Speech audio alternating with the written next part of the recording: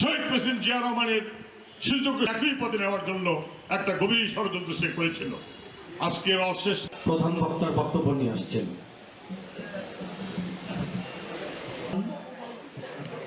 এবং অসহায় কারা কারা সেই ষড়যন্ত্রের সাথে ছিল। দিন পরে শেখ হাসিনাকে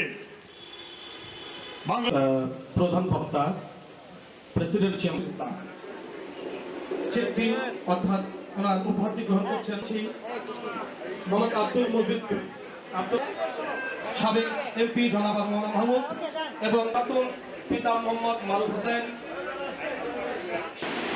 দরিদ্র মেধাবী শিক্ষার্থী, অসহায় রোগী সহ উপস্থিত দরিদ্র মেধাবী ছাত্র যে তার ওইটুকু টাকায় পড়াটা শেষ হবে না, তাই যে প্রশাসক মহাশয়কে আমি বলতে চাই ও যেন পড়াটা শেষ করতে পারে সেইটুকু সাহায্যটুকু আপনি ওকে এগিয়ে নিয়ে যাবেন। আর যিনি রুগী, অসহায় রুগী, উনি সুস্থতা লাভ করলে ডক্টর তাকে দিয়ে দিবে যে মোটামুটিভাবে উনি সুস্থ, এই জিনিসটা যেন উনি নিয়ে আসেন, ততদিন পর্যন্ত যেন তার চিকিৎসার খরচটা দেওয়া হয়। এবং এটা একটা খুব ভালো উদ্যোগ, এটা চলমান থাকবে ইনশাল্লাহ। আমি জেলা প্রশাসক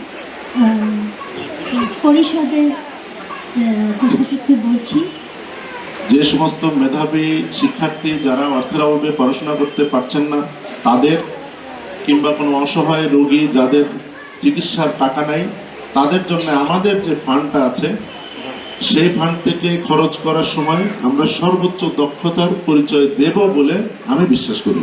আমাদের স্বল্প লোকবল আছে, এই লোকবল দিয়ে তো সবকিছু করা যাবে না, আপনাদের সহযোগিতা লাগবে, বিশেষ করে রাজনৈতিক নেতৃবৃন্দের সহযোগিতা লাগবে।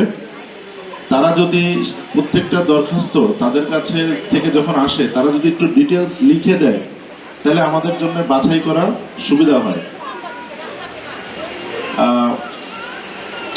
আমাদের অসহায় দরিদ্র শিক্ষার্থী এবং চিকিৎসার সহায়তার যে তহবিলটা আছে সেই তহবিলটা